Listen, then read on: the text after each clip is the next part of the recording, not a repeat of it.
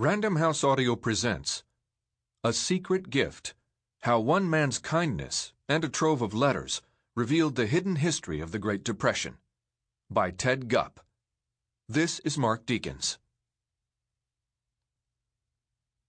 Other states indicate themselves in their deputies, but the genius of the United States is not best or most in its executives or legislatures, nor in its ambassadors or authors or colleges or churches or parlors, nor even in its newspapers or inventors, but always most in the common people, south, north, west, east, in all its states, through all its mighty amplitude. Walt Whitman, 1855. It was the ordinary pities and fears consumed us. We gathered on porches. The moon rose. We were poor. What audience would ever know our story? Beyond our windows shone the actual world. We gathered on porches. The moon rose. We were poor. And time went by, drawn by slow horses. Somewhere beyond our windows shone the actual world. The Great Depression had entered our souls like fog. From Pantoum of the Great Depression, Donald Justice. Part 1. A Christmas Carol. The Offer. Christmas is the only time I know of in the long calendar of the year when men and women seem by one consent to open their shut-up hearts freely and to think of people below them as if they really were fellow passengers to the grave, and not another race of creatures bound on other journeys. Charles Dickens, A Christmas Carol, December 1843. It was Sunday, December 17, 1933, a cold and drizzly day when B. Virdot's plan began to take shape. That evening, outside the First Presbyterian Church, beneath its soaring twin battlements, hundreds of families gathered. Parents took their children's hands and climbed the wide sandstone steps to enter the Gothic sanctuary. Here, at the center of this beleaguered city, the faithful had come for generations. President William McKinley himself had been married here. But on this night, they assembled to hear a reading of Charles Dickens's A Christmas Carol.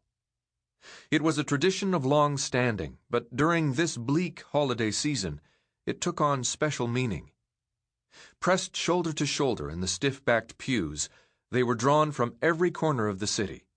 Church elders, men and women of privilege, jobless mill workers, tradesmen forced to sell their tools, bankrupted shop owners, widows trying to hold on to their children.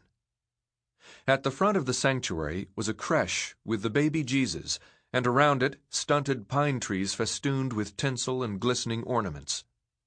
Festive greenery hung from the choir loft above. For many of these children, it was all the Christmas they would see.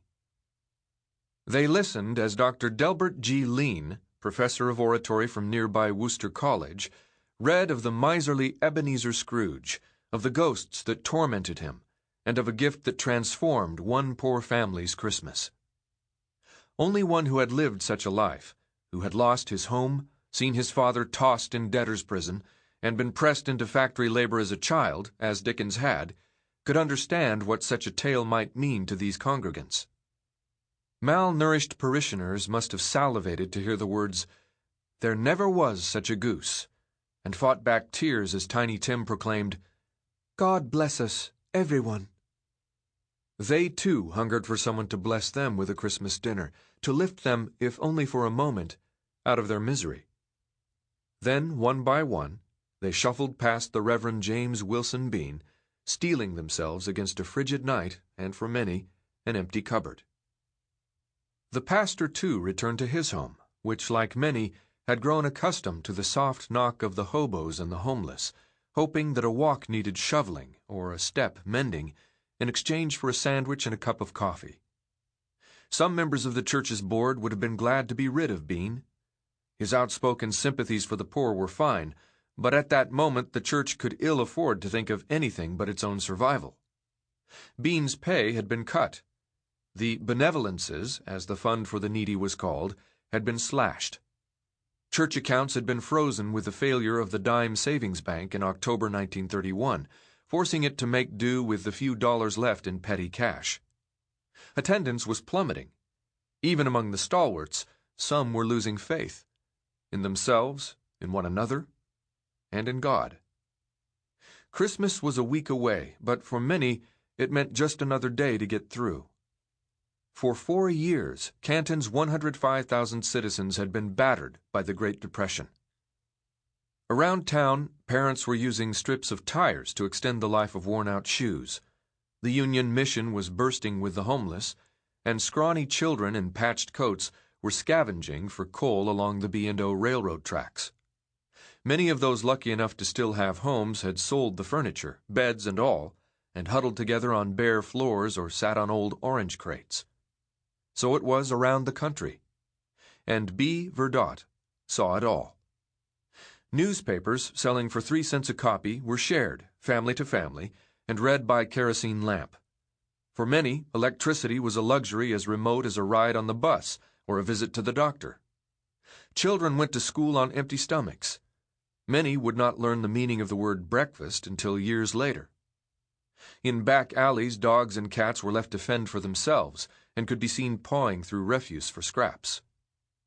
Thousands of Canton's depositors were shocked to discover their banks padlocked, their savings gone. Mothers and fathers did what they could to hide their despair from the children and from each other. All the while, the asylum, the county poorhouse, the city orphanage, and the reformatory swelled with the casualties of the hard times. It was a landscape Deakins would have recognized. Far off in Washington, a new president had proclaimed earlier in the year that the only thing we have to fear is fear itself. In Canton and across the country, it didn't feel that way. By Christmas 1933, 2 million Americans were homeless. Tens of thousands rode the rails in search of a job. 1 in 4 Americans was out of work. In Ohio, it was worse. There, the jobless numbered more than 1 in 3, and in industrial centers like Canton, some put the number at 50%. There was no purpose in counting. No relief was to be had. Until then, Canton had always been a proud city where skilled and unskilled hands alike had found opportunity.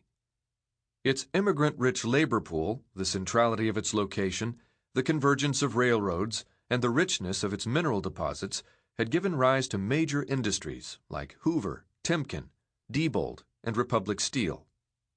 The sweepers, roller bearings, safes, and steel they produced could be found worldwide. Now, some forges were idle and cold. Many assembly lines were reduced to skeleton crews that went through the motions of maintenance, turning out the lights and going home.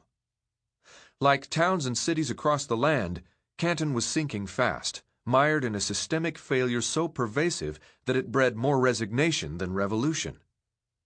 No institution existed, neither government, church, nor charity, to stem the misery. Bankruptcies mounted.